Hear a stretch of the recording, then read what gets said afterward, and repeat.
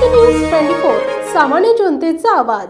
जिंतूर सेलू विधानसभेमध्ये सध्या निवडणुकीचे वारे जोरात वाहत असून निवडणूक प्रचारामध्ये आता शेवटचा टप्पा उरला असून राष्ट्रीय समाज पक्षाचे अधिकृत उमेदवार डॉक्टर प्रभाकर बुधवंत यांची स्वदेशी न्यूजला खास मुलाखत देत त्यांनी तालुक्याचा विकास आणि सर्व समाजाच्या समस्या रोजगार उपलब्ध करून देणार असल्यानं आपल्याला मतदान करावं असं सांगितलंय। पाहूया त्यांची खास मुलाखत। माझी लढत सोबत जेवढे आता 17 उमेदवार आहेत त्यामध्ये आता एकाला हा नंबर 1 वर हा नंबर 2 वर हा काय माझा प्रश्न नाही आहे। माझी लढत सर्वांबरोबरच आहे, कारण की कोण नेमका कशा प्रकारे कधी वातावरण बदलेल आणि अंडरस्ट्रीम ज्या पद्धतीने काम करतील ते कोणी सांगू शकत नाही।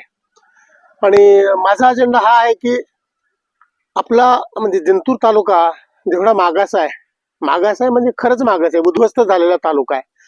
म्हणजे एवढ्या वर्षांमध्ये या ठिकाणचे जे काही लोकप्रतिनिधी आहेत त्यांनी कुणीही या मतदारसंघाकडे म्हणा किंवा तालुक्याकडे म्हणा कधीही जाणीवपूर्वक लक्ष दिलेलं नाही की काही चांगल्या गोष्टी या तालुक्यामध्ये व्हाव्यात। आपले लोकप्रतिनिधी आले, 5 वर्ष झाले, पुन्हा 5 वर्ष झाले, पुन्हा 5 वर्ष झाले, असे जवळपास 50-100 वर्षापासून आपण त्याच परिस्थितीमध्ये सारखेच आहोत।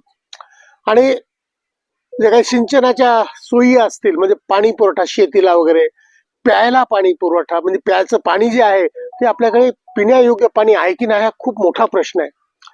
त्यानंतर शिक्षणाच्या सुविधा ज्या पद्धतीने करायला पाहिजे असतात, म्हणजे मी पश्चिम महाराष्ट्रामध्ये काम केलं असल्यामुळे मला बऱ्याचशा गोष्टी माहीत आहेत की शिक्षणाच्या सोयीच नाहीत आपल्याकडे। मोठ्या इन्स्टिट्यूशन्स, मोठ्या संस्था, शैक्षणिक संस्था आपल्याकडे नाही आहेत कुठल्या। तसंच मजुरांना किंवा लोकांना तरुणांना रोजगार उपलब्ध नाहीये, आपल्याकडे कारखानेच नाहीयेत। मोठे उद्योगधंदे जे यायला पाहिजे असतात ते आपल्याकडे आलेले नाहीयेत, त्यामुळे रोजगारही नाहीये। हजारो तरुण बाहेर गावी तिकडे पुण्याला, नाशिकला किंवा औरंगाबादला, पिंपरी चिंचवडला, मला स्वतःला माहिती आहे, हे सगळे तिकडे निघून गेलेले आहेत। शेतीला पाणी पुरवठा नाहीये म्हणून शेती चांगली नाही, म्हणून इकडे काम नाही आणि पाण्याची पातळी एवढी खाली गेलेली आहे।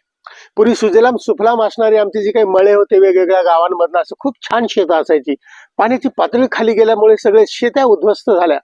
आणि हे होऊ नये यासाठी म्हणून येलदरी धरण असेल, सिद्धेश्वर धरण असेल, वाकडीचं धरण असेल, त्यामध्ये सर्वेक्षण झालेलं आहे की या तालुक्याला, जिंतूर तालुक्याला किंवा या मतदारसंघाला काहीतरी तुम्हाला शेतीसाठी सिंचनाची व्यवस्था करता येऊ शकतात का, यासाठी सर्वेक्षण झालेले आहेत।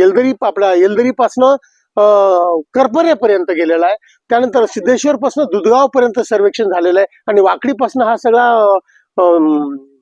काय म्हणतो चारठाणा वगैरे हा जो परिसर आहे त्यामध्ये जवळपास 100-150 खेडी याचं सिंचन झालं असतं, शेती चांगली झाली असती आणि त्या ठिकाणी निश्चितच शेतकऱ्यांना त्याचा खूप मोठा फायदा झाला असता। आज जी शेतकऱ्यांची अवस्था आहे ती अवस्था निश्चितच त्या ठिकाणी शेतकऱ्यांची झाली नसती। मला याही गोष्टीवर काम करायचं आहे, हा माझा सर्वात पहिला अजेंडा मधला म्हणता की तुम्ही तुमचा अजेंडा वगैरे, माझा पहिला भाग हा असणार आहे। दुसरा शेती मालाला योग्य भाव मिळणे। आज आपण बघतोय जवळपास 2 महिन्यापासून 2.5 महिन्यापासून सगळ्या महाराष्ट्रभर सगळी मंडळी फिरते, पण कुणीही शेतकऱ्याच्या प्रश्नावर एक चकार शब्द सुद्धा सध्या बोलत नाहीये। कुणीही मूलभूत गोष्टींबाबत कधीच कुणी बोलत नाहीये की बाबा या सगळ्या परिसरामध्ये पाणी पुरवठा नाहीये, प्यायला पाणी नाही, शैक्षणिक सुविधा नाहीयेत किंवा चांगलं प्रशासन नाहीये, या बाबीवर कुणीच बोलत नाहीये, कुणी बोलायला तयारच नाहीये। मी काय म्हणतो की आमच्याकडे जिंतूर तालुक्यात थोडासा वेगळा पद्धत आहे, म्हणजे उद्ध्वस्त तालुका आहे आणि यामध्ये हे करत असताना आपल्याला बघायला लागेल की प्रशासन नावाची गोष्टच आमच्याकडे शिल्लक नाहीये। कधी तहसीलदार नसतात, तर कधी BDO नसतो, तर कधी MSEBचे अधिकारी नसतात, तर कधी त्या ठिकाणी CO नसतो, तर कधी ऍग्रिकल्चरचा ऑफिसर नसतो, कधी पोलीस अधिकारी असत नाहीत आणि आहेत ते खूपच कमी काळासाठी त्या ठिकाणी थांबतात, नव्हे ते निघून जातात। म्हणजे अशा परिस्थितीमध्ये त्या लोकांना काम करणं अवघड जातं, म्हणून ही माणसं निघून जातात आणि म्हणून मग लोकांची कामं होत नाहीत। लोकांची कामं झाली नाही की लोकांना ऍक्च्युअली करमत नाही की मग लोक बाहेर कुठेतरी आपल्या मलमजुरीसाठी जात असतात। खूप लहान गोष्टींसाठी या लोकांना लोकप्रतिनिधीवर अवलंबून राहावं लागतं, कारण की प्रशासन या ठिकाणी नाहीये। तर माझा मूळ उद्देश असा असेल, जर समजा सुदैवाने, आणि हे होणार आहे या ठिकाणी जे अंडरकरंट चाललेले आहेत संबंध तालुक्यामध्ये प्रत्येक माणसाच्या मनामध्ये आहे की आम्हाला पर्याय पाहिजे आणि तो सशक्त पर्याय पाहिजे, शिकलेला पर्याय पाहिजे, सुशिक्षित अशा प्रकारचा पर्याय पाहिजे। आणि हे लोक दबा धरून बसले वाट पाहतायत की कधी याला कोंडी फुटते, आणि ही कोंडी फुटणार आहे 23 तारखेला तुमच्या लक्षामध्ये येईल की लोकांनी काय करून आणलेला हा प्रचंड मोठा बदल या तालुक्यामध्ये होताना तुम्हाला दिसणार. मला सगळं म्हणजे मी बाहेर निघालो की मला सगळे विचारतात, साहेब तुम्ही एवढे मोठे अधिकारी राहिलात, IPS अधिकारी राहिलात आणि राजकारणामध्ये कसे काय आलात? पण याला खरं सांगू का, इकडलीच लोक कारणीभूत आहेत. मी गावी आलो 2018ला सेवानिवृत्त झालो. म्हणजे तसा मी बऱ्यापैकी पोलीस खात्यामध्ये चांगलं नाव असलेला माणूस होतो. मी DIG म्हणून IPS अधिकारी म्हणून रिटायर झालेलो आहे आणि शेवटी मला राष्ट्रपती पदक मिळालं. मी असं म्हणत असतो की मी राष्ट्रपती पदक घेऊनच सर्वसामान्य लोकांमध्ये आलोय. आणि इथे आल्यानंतर मग ते माझी शेती आणि मंगल कार्यालय वगैरे इकडे मी रमलो, लोकांमध्ये माणसांमध्ये रमलो आणि माणसं सारखी मग माझ्याकडे खूप यायला लागली आणि मग त्यांचे स्वतःचे प्रश्न सांगायला लागली. मग शेतीचे प्रश्न असतील, पाण्याचे प्रश्न असतील, विजेचे प्रश्न असतील, रस्त्यांचे प्रश्न असतील, ही सगळी माणसं माझ्याशी चर्चा करायची. आणि मी म्हणायचो मग आता हे आहे तर तुम्ही तुमच्या लोकप्रतिनिधींना काय सांगत नाही? नाही साहेब म्हणे, काय आमच्याकडे प्रॉब्लेम आहेत, आम्हाला हा एक तर हा नसा हा दुसरा, यांच्याशिवाय आम्हाला पर्याय नाहीये. म्हणजे आता तर 1, 2, 3 असे झालेत, पण यापैकी कुणालाही या मूळ प्रश्नांची जाण नाहीये. मग ह्या लोकांनी माझ्या मनामध्ये ह्या सगळ्या गोष्टी अशा पेरल्या आणि मग म्हणायला लागले की साहेब आम्हाला पर्याय पाहिजे, एक चांगला सशक्त पर्याय पाहिजे, शिकलेला पर्याय पाहिजे.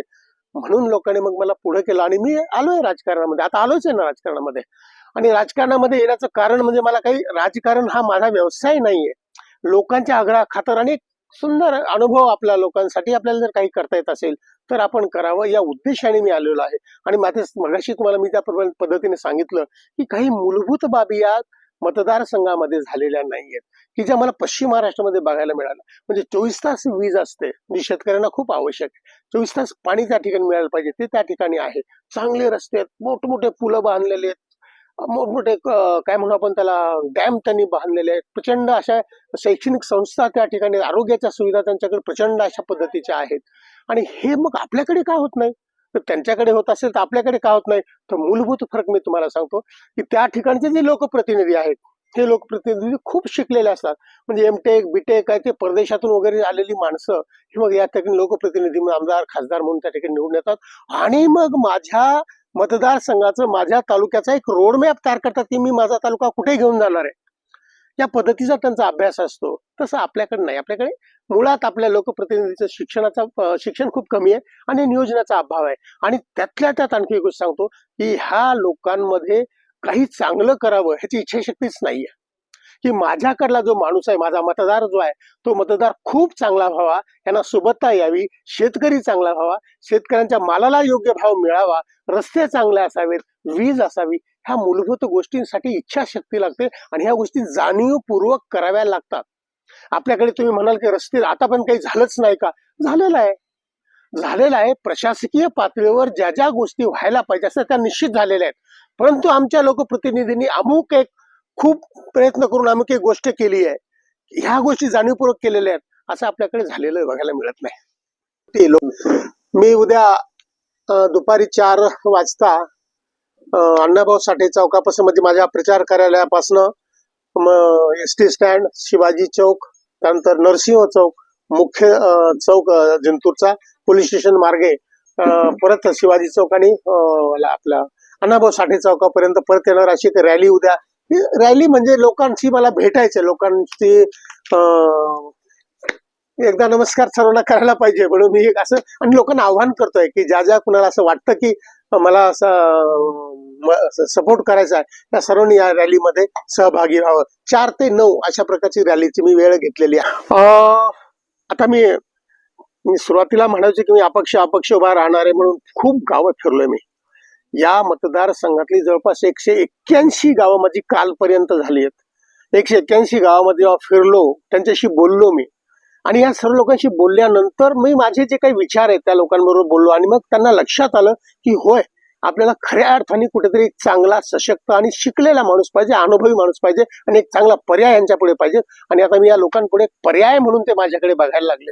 आणि निश्चित कितीतरी गावं अशी आहेत की त्या गावांमध्ये मला लोक म्हणाले की साहेब आता आम्ही कुणाच्याच मागे जाणार नाहीत, आम्ही फक्त तुम्हाला मतदान करणार आहोत.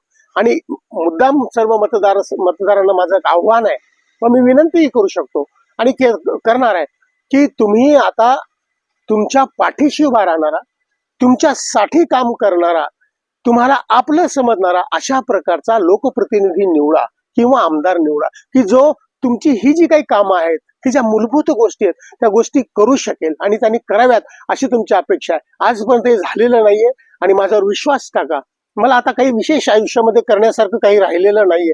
मी सेवानिवृत्त अधिकारी आहे. खूप चांगल्या गोष्टी मी बघितल्यात, खूप फिरलेला आहे, खूप माणसांबरोबर माणसं भेटली, बोललो त्यांच्या बरोबर आणि अभ्यासही भरपूर केलेला आहे. त्यामुळे चांगल्या गोष्टी कशा असतात आणि कशाने माणसांमध्ये सुधारणा होऊ शकते हे मग मला खूप चांगलं माहित आहे. आणि मला म्हणजे मी सांगितलं अगोदर की मी अपक्ष उभा राहणार होतो, परंतु मध्येच जानकर साहेबांशी संपर्क झाला आणि आमच्या दोघांचं बोलणं झाल्यानंतर ते मला म्हणाले की साहेब आमच्या पक्षाचं तिकीट घ्या वगैरे, आणि मीही विनंती केली. त्यांनी मला मोठ्या मनाने तिकीट दिलं आणि मग मला रासपचं तिकीट मिळालं आणि मी शिट्टी हे निशाणी चिन्ह आहे माझं. आणि आता तुम्हाला एक आव्हान करतो, नम्र आव्हान, की येत्या 20 तारखेला जो काही तुमच्या समोर बॉक्स असेल मतदानाचा, त्यामध्ये 5व्या क्रमांकावर शिट्टीचे निशाणी असलेलं माझं नाव आहे. त्या ठिकाणचं बटन दाबा आणि निश्चित मला नाही, मी तुमच्यासाठी मतदान करा आणि 100% मतदान करा. निश्चित आपलं काही ना काही त्या ठिकाणी चांगलं होऊ शकतं. आणि तुम्हाला कोणी म्हणत असेल की आपलं वोट खराब होत म्हणजे वाया जाईल, बिलकुल नाही. तुम्ही विश्वास ठेवा, तुम्ही सगळेजण मला मतदान करा, तुमचं मतदान वाया जाणार नाहीये. धन्यवाद.